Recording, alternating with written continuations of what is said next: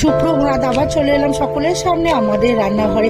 আজকে আমি পনির থেসা স্যান্ডউইচ বানিয়ে দেখাবো। তার জন্য প্রথমে শুকনো ফ্রাই প্যানে আমি কিছুটা রসুন, কাঁচা লঙ্কা আর ধনে পাতা আর চিনে বাদাম একটু হালকা ভাজা করে ওটাকে ঠান্ডা করে মিক্সির বাটিতে পেস্ট করে নেব। এইবার আমি ফ্রাই প্যানের মধ্যে সাদা তেল দিয়ে পেঁয়াজ আর ক্যাপসিকামটা সরু করে লম্বা লম্বা করে কেটে ওটাকে দেবো, দিয়ে একটু নাড়াচাড়া করে তারপরে আমি ধনে পাতা রসুনের পেস্টটাকে দিয়ে দেবো, দিয়ে পনিরগুলো টুকরোগুলো দেবো, দিয়ে পরিমাণ মতো একটু নুন আর স্বাদের জন্য একটু 2-4টে চিনি দেবো, দিয়ে নাড়াচাড়া করে নামিয়ে রাখবো।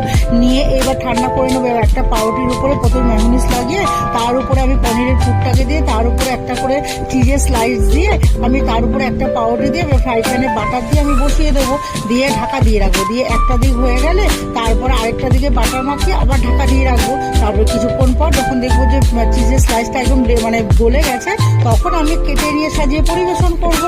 তাহলেই তৈরি হয়ে যাবে আমার পনির পিৎজা স্যান্ডউইচ।